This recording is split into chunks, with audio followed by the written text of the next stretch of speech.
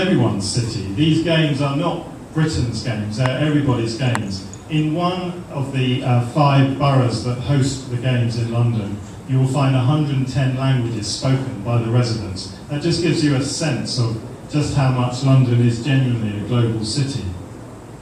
So that means that these games are everyone's games, from Trinidad and Tobago across the world. But of course, it's also everyone's games in another way, and this is about the legacy of those games.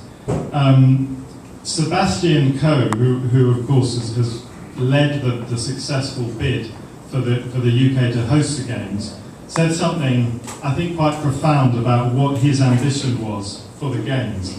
He said that he hoped that the Olympics would reach young people all around the world and connect them to the inspirational power of the Games, so they are inspired to choose sport, improving their lives as a result.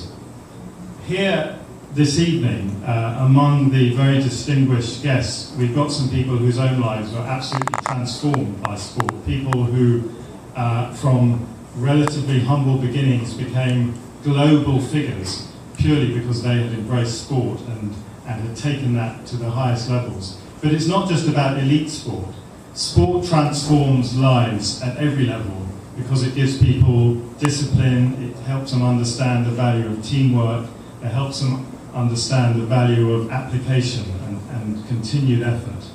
And that's something which is at the heart of the London Games vision. The legacy for London Games is not just in London, it's not just in the UK, it's all over the world. The International Inspiration Programme, about which you're going to hear a bit later, has involved 12 million young people in 20 countries, getting those young people to learn about and take part in sport as a way to improve their lives. And I'm very proud to say that International Inspiration is working here in Trinidad as well. But of course, what that tells us is it reminds us what sport can do for young people. And that leads me on to mention another very, very important and interesting program, which is Sport for Life. Sport for Life is not part of the Olympic programs. Sport for Life is a legacy program that originally came out of the World Cup cricket when it was here in this part of the world.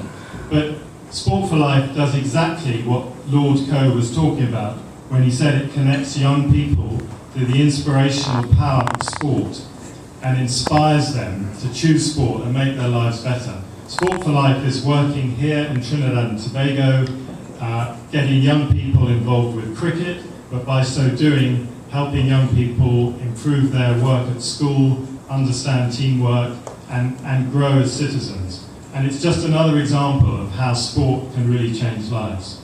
So, when I mention Sport for Life, as I say, it may not be an Olympic program, but it is definitely part of the Olympic ideal.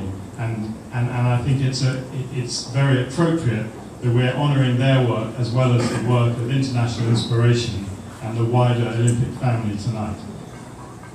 That's all I wanted to say. Of course, what this date is marking is a year to go. That means it's the beginning of a year of celebration leading up to, of course, the Games themselves. It's going to be an exciting, busy, and I hope action-packed year in which the power of sport to transform lives, both young and less young, will become apparent to everyone. Thank you for listening.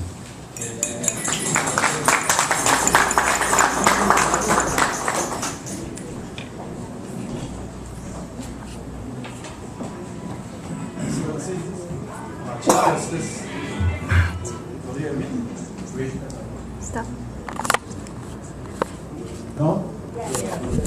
Excellency, Chief Justice, members of the Diplomatic Corps, members of the national sporting organizations who are here, invited guests, ladies and gentlemen, I am Larry Rooney, President of the Trans-Tobago Olympic Committee, and it is indeed my pleasure to be here this afternoon. When I look around the faces that are here, I wish that this was a fundraiser for the Trans-Tobago Olympic team.